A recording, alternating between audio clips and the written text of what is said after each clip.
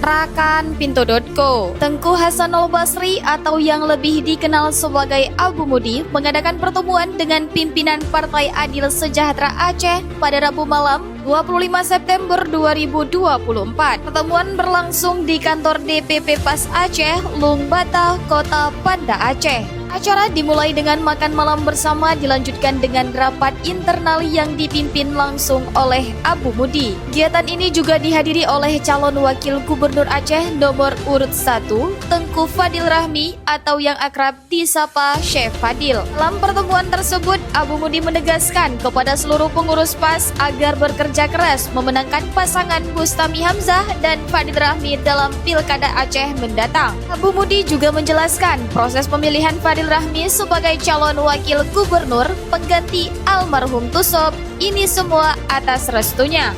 Mau tahu berita terupdate tentang Aceh? Baca berita selengkapnya di Pintu.co.